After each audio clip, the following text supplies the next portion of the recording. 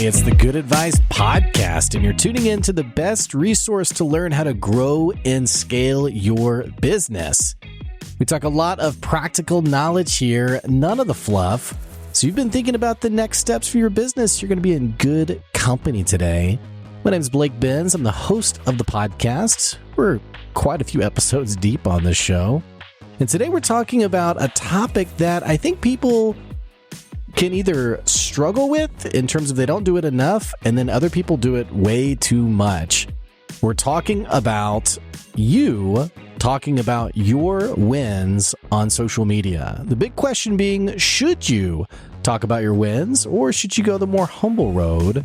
We're going to be talking about all that and more on the show today. Stay tuned. Before we dive in, we do have a word from one of the amazing businesses that sponsor the podcast.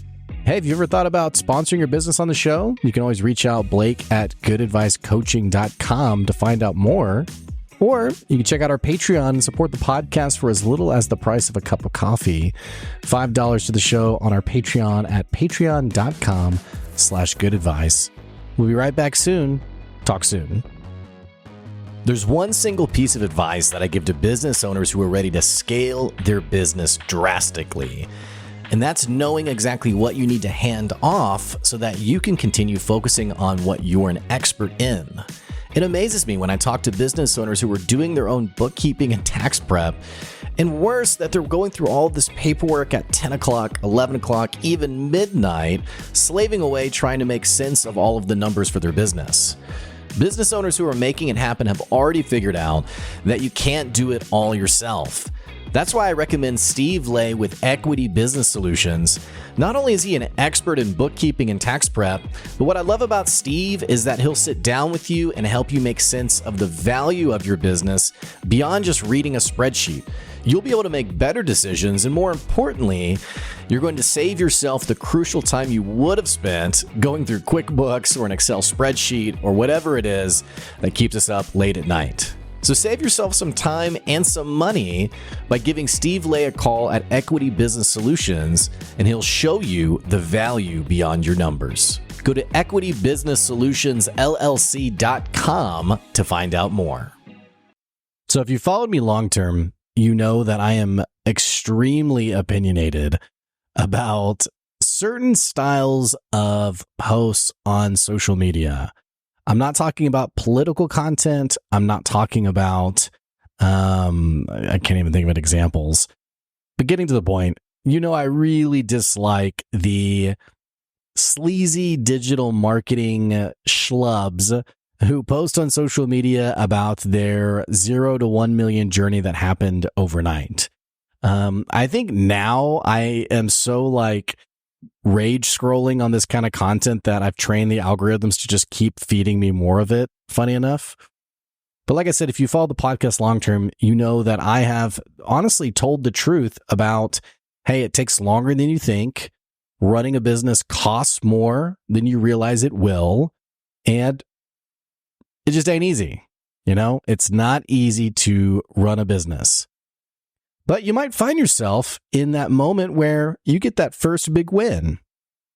I'm not talking about necessarily your first sale, but you get to a point where you're like, it's that moment in business where you're like, wow, this is something. And for some of you, it was why you transitioned from a side hustle to a full-time gig, because you had the side hustle, you made that big sale, or you had that big month, or you had that huge development.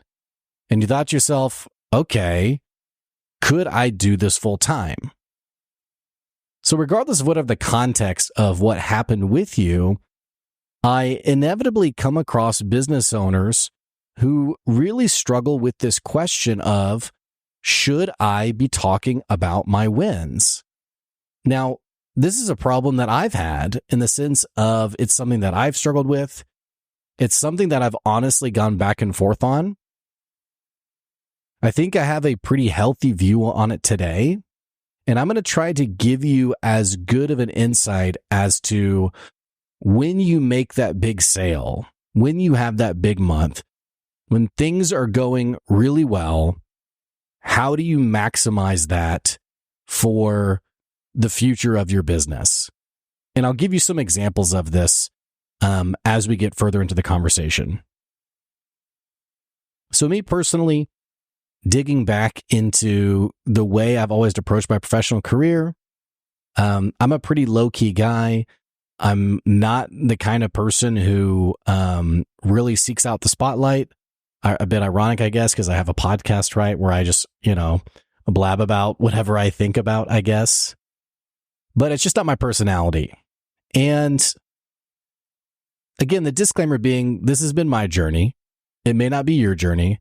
And my advice on this topic is based around what I've been through, and it may be different for you.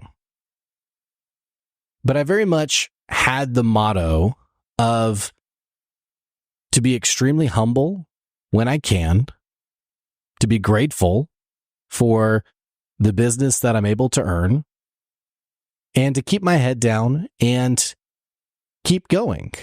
Well, here's what I figured out maybe around year 3 in my business, maybe year 4.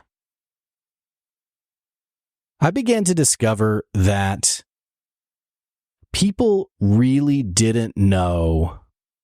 Like, I remember I was, this was maybe like deep into year 4 even. I was having lunch with someone, and this guy I was having lunch with, he asked about good advice, and I said, yeah, it's going good, man. And he was like, oh, really? He's like, you're still doing that?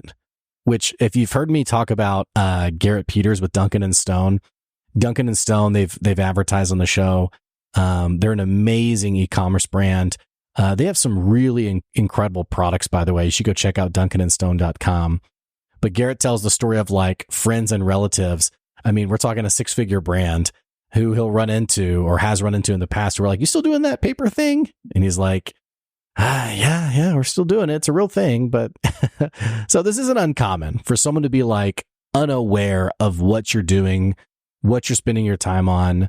And for me, I never really take it personal. Sometimes I can tell people make an honest effort. It's like the person who they're like, yeah, you do the podcast thing, right? Or actually, I was having breakfast with someone the other day, and they go, yeah, you have the podcast, right? And I go, yeah. And he goes, so what do you, like, what else do you do? Like, is there anything else you do? Which it'd be pretty awesome if all I had to do every day was just, record a podcast, right? Maybe one day. And this isn't anything to get bent out of shape over. It is typically true that people know you by what you either do for them or the work that you do, how closely related it is to their interactions with you. So if people know me about the podcast, if people know me about the podcast, they're not going to know other elements of my business. It doesn't necessarily mean there's a branding issue there. It's just human nature. I remember I went at the consulting firm that I worked for previously, pretty decent consulting firm. One of the things that my old CEO would say was basically this: hey, our customers are going to know us by what we do for them, and it's our job to educate them on the other things that we have available as resources. So if we were doing like Berkman, which is a team personality assessment, it's like a personality test for managers, for leaders. If we did that for them, their perception about us would be, oh, that's the personality test company. They may not know that business can also do strategic plans, right? This is true in all of our businesses, that people often know us by what we do for them, for better or worse, right? But so I found myself around year 3, year 4, getting in conversations with people where it's interesting. My perception was that by now everyone would know me. My brand would be, I guess, just known. It would just be a thing that people would just know who I was and what I did. I said I'm a pretty humble guy. This sounds pretty egocentric now that I'm talking about it, honestly. But I just thought, I've been doing this a while. I kind of thought, yeah, people know what I do, right? People know what I'm about, right? And the simple truth is that wasn't the case.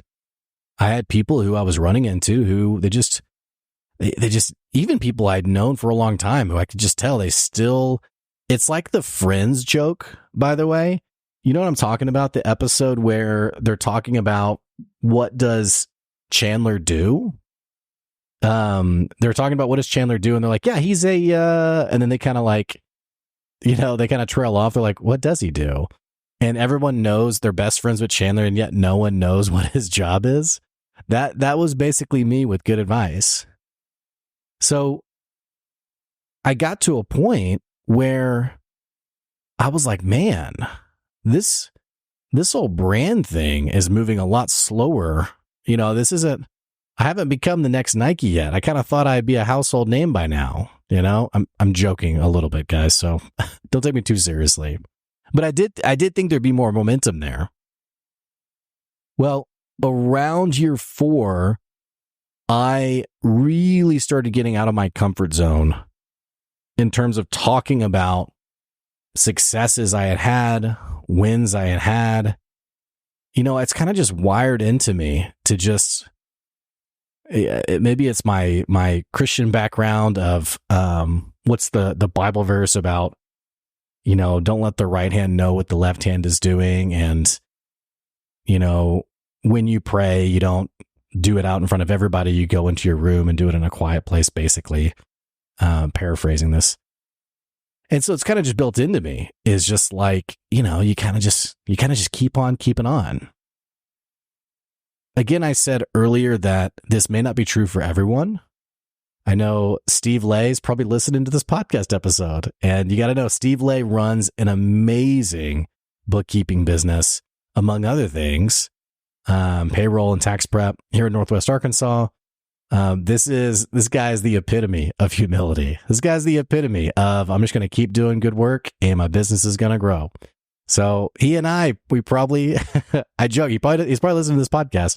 We probably don't see fully eye to eye on this, and that's okay. That's fine.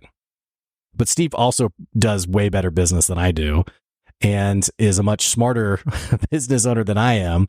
So I needed a little bit of help along the way, But here's what I learned. I had to really get outside my comfort zone because I found myself at a point in my business where people just either they didn't know what I was doing, or they didn't believe that I actually had customers. And that saying that actually makes it sound a little bit too, like, it makes it sound like people were like, you don't have any. It was never like that. But just like in conversations with people, the whole, like, you still doing that thing? And, oh, so you do have customers? And like, well, I have customers. Like, why, what do you mean? So this conversation came to a head around, maybe it was early 2023. I can't remember the exact date, but I closed a contract that was worth a little bit over $20,000. It's one of the best contracts I'd ever closed. I was really excited about it, but I didn't know. I didn't know if I should say anything about it. And I was talking to a friend of mine. We were having coffee, and I was like, I just don't know. Like, I don't want to be one of those sleazy marketers, because a lot of times, here's my pain point with this whole conversation is, so often the wins, when they're shared, it's disingenuous. It's a disingenuous share. Someone shares it because they're really trying to get you to buy. So one post that I saw today, literally right before I recorded this episode, the person I was looking at it popped up on my feed, the post, and this is my point about the algorithm, just like, it's so jaded at this point, like I can't get away from it now. But the post that was up on my dashboard right before I hit recording this episode, was the person was basically saying, literally 5 years ago, I had 2 pennies in my bank account. As of today, I'm worth $126 million or something to that effect. Now, I know that's not the whole story.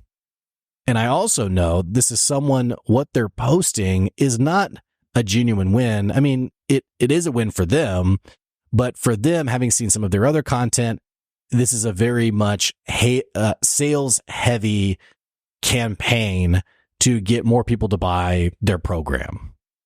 So it's not a fully genuine thing. So I was in this situation where I was like, man, this is a huge win for my business. And I feel like I do good work. I feel like that I'm honest in what I say I can do. And more importantly, I feel like my work is meaningful in helping business owners achieve more things. So I thought to myself, man, should I talk about this win? Would this be a good move for my business? And my tendency was to be like, no, I'm not going to say anything about it. I'm just going to keep quiet and keep going. Well, a friend of mine who I was sitting down with, she was like, I think maybe you should say something. Maybe there's a way to say it in a way that you feel good about. And I took that advice and I posted about it. I said, yeah, and in hindsight, it was a little goofy. I had this Great Gatsby, Leonardo DiCaprio image that I pulled for it, like kind of like a toasting glass. And I think I would have done it differently. I think it was a little cheesy in hindsight. But it was like, yeah, hey, I made this big win. This was an important win for my business. And even though it was cheesy and a little clunky and a little awkward the way I went about it, since that time, that was a real turning point for my business where I have since then become much more comfortable talking about my wins. One thing that I post a lot about is the podcast, 400 episodes on the podcast. We talk about podcast advertising and sponsorships and deals through the podcast and how that number is over $30,000 over the last year. These are things that are important numbers for good advice. So at the end of the day, should you be talking more about your wins? I think for most of you, the answer is probably yes. The reason why, and this is something that's been kind of revolutionary for me over the last year, is understanding that no one is coming to save your business. Let me say this again. No one is coming to save your business. Not even good advice. I think I'm good, but I'm not coming to save your business. I got my own business, right? That my hands are full with. No one's coming to save your business. It's up to you to take ownership and dictate the future path of your business. So where people get this wrong is they lie, they make up stories, they say things like, yeah, we closed $1 million last month. You didn't. I think about a person I followed on social media who had posted for months about all the wins they had gotten. And then we sat down together and we started looking at their revenue numbers. This person had not made a sale in 9 months. And I thought, why did you say all these things? And actually, I've been in conversations in the past where I was talking with someone. It was someone who's going to become a client of mine. And they were telling me about how amazing their business was, how things were going so well. And then when we actually got in and looked at the numbers, it was a train wreck. It was bad. Like this business was on the brink of collapse. And the pain point there was, it was like, man, if you had just been upfront and honest from the get-go, it would have saved us. It would have changed how we approach this problem. It would have saved us the pain of having to now back up and do things differently. And this is tough. This is a hard conversation because I'm not saying you should necessarily like air out every struggle in your business, because I think that's going to lose you customers. Like I've had a really challenging week, a really hard week, but I'm not on social media posting, hey, it was a hard day today. Hey, this was a hard week. The reason I'm not is because ultimately it's not about me. It's about my customers. It's about people I can help, what have you. But also there's been times in my business where I remember I lost a customer. I lost a customer last month, actually. And it wasn't anything that I had done. It wasn't anything that they had done. It just kind of was that time. This was a company out of New York, and they kind of gotten to the point where they're like, hey, I think we're going to hire some some internal people for this going forward. And I was like, yeah, it makes sense. Well, I'm not getting on social media then and being like, man, I lost this customer. I'm so bummed about it. Now, was I bummed about it? Yeah, I was a little bummed in the sense of like the revenue to my bottom line. Am I bummed about it because this now like dictates my perception about my business? And, am I making a difference? No, I'm not thinking any of that stuff. I mean, it's just, excuse me, customer attrition. It just happens, right? Which, by the way, that's not an excuse not to seek feedback and figure out what's going on. But I'm not going to post about it. I'm not going to post about it because people don't always know the context. They don't fully appreciate the journey of entrepreneurship. And therefore, they can wrongly assume some things about you or your brand or your business. It's just human nature. So at the end of the day, when you think about it and understanding that people aren't coming to save your business, it is on you to guide perception about your brand and to do that in an honest way. I'll be real honest. I see people who, and I mentioned this a second ago, they are flat out lying about their brands. They're lying about their businesses. They're lying about how things are going. You should think about, what do I say about my business? What are the wins that I'm experiencing? And where are the opportunities that I can talk about those things? And the thing is that I think sometimes social media convinces us that the win has to be massive to be worth it. And that's not the case. I posted about bringing in $30,000 in revenue on the podcast for something that started as like a random, I have nothing better to do, and I guess I'll do a podcast. That's pretty good for a tiny little podcast. That's pretty good.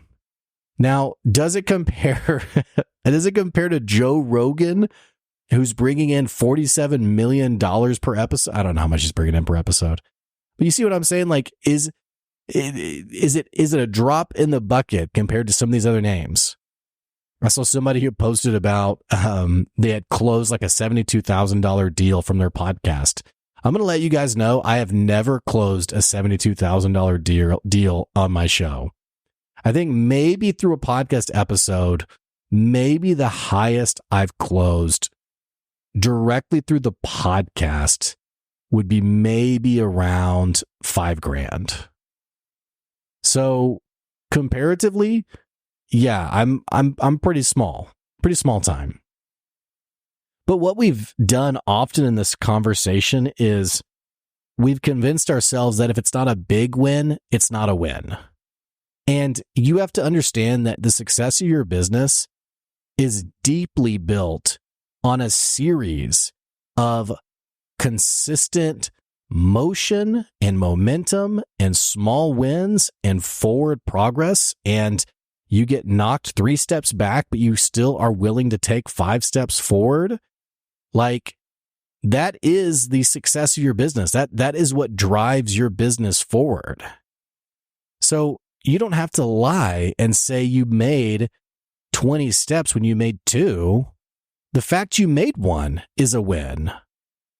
I think about a guy who, there was a guy I was talking to who runs a solar panel business, and he was sharing a win on at our growth group on Tuesday mornings. And he said, yeah, I had a customer out of Little Rock who I gave a bid to last year and didn't close them.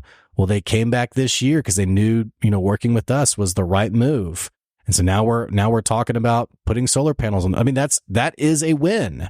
I mean, the post writes itself, hey, we're so focused on doing great work that we had a customer from last year who got burned by someone else who came back to us to hire us to do it the right way because they knew what we stood for. There's the post. There's no need to qualify it with, and this, we're doing 7 figures a day or, there's no it's like, just keep it factual, keep it true, but let people know this is a win we had. And this is still like a bit of an awkward conversation for me to have, I think, because I do think businesses can be successful without talking about their wins. For me, it's just always been about, I want people to know the good work that Good Advice is doing. And frankly, I just want people to know that we're making a difference. We're making an impact. You know, it's not a side hustle. It's not a hobby. So when I post about the podcast, I put a lot of freaking work into this podcast. Seriously. I've put a lot of work into this podcast. Everything I know about podcasting, I taught myself. Literally. I taught myself everything that I know about podcasting. I have $2,000 worth of equipment. I think actually it's more than that. I think I have around $3,000 of equipment now. I have $3,000 worth of equipment when it comes to podcasting. In terms of software, it goes even higher. So this is stuff that I've, it's just funny to me. I mean, 400 episodes deep plus more than that, advertisers, money on the side through it, brand value where people have bought from me because they see that this is a guy who he's in it, he's doing it, he's making it happen, and not just some random guy who likes business. I've worked hard for all this stuff. And despite working hard for it, I think I have a pretty decent podcast.